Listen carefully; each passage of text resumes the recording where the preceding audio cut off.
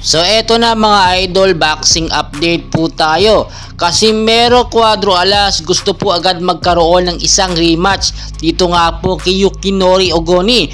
Matapos nga po magkaroon ng technical draw sa kanilang naging laban sa round 4 dahil nga daw na headbutt daw or dumugo itong kilay ni Yukinori Ogoni. Marami naman nagsasabi mga Pilipino fans ni Cuadro Alas na siya daw po ang nanalo dapat. Nakita nyo naman maganda ang performance si Cuadro Alas at lamang na lamang po siya sa puntos. Hindi po natin may kakaila dahil nung round 4 naman ay talagang na-corner ni Cuadro Alas itong si Yukinori Ogoni at talagang nakita naman natin yung diferensya ng kanilang galing.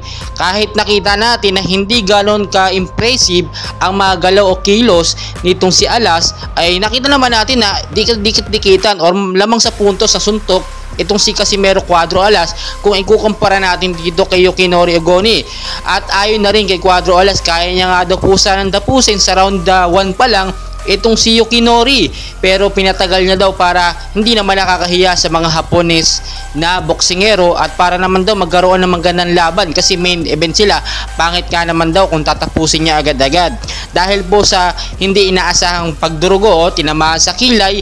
Ang sabi daw headbutt, dumugo, ay nauwi ito sa technical draw at nauwi tuloy sa pagkakataong ito. Gustong-gusto magkaroon kaagad ni Casimero Cuadro Alas ng rematch kasi syempre hindi naman maganda yung ganong klaseng pagkapanalo Dumugo lang yung kilay ni Yukinori Ogoni ay nauwi na agad sa draw. Kung titignan nyo sa scoring or sa mga point system ay di hamak na lamang itong si Alas Kaya inaabangan po ngayon yung talagang magiging rematch nila or big rematch at ina-expect po natin by December ay magkakaroon yan dahil hindi naman po sila masyadong napagod Round 4 lang ang kanilang naitagal at talagang nauwi agad sa tapos ng laban, sa draw agad Kung titignan nyo din nung first and second at third round at pantay na pantay lang yung talagang liksi ng dalawang boksingero na ito.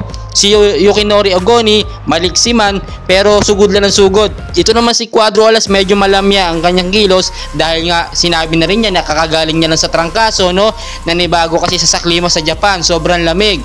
Kaya lumaban siya, hindi pa ganun ka fully 100% ng kanya pangangatawan. Kaya sa mga nakapansin na medyo malamya or hindi maganda ang kilos ni Casimero Cuadro Alas, kagagaling niya lang po sa sakit pero pinilit niya pa rin lumaban at talaga nakita natin nandun ang disiplina sa katawan ni Alas. Kahit kakagaling lang sa sakit ay nakipagsabayan pa rin sa Hapon na boksingero o pangalawang halimaw ng Japan na si Yukinori Ogoni.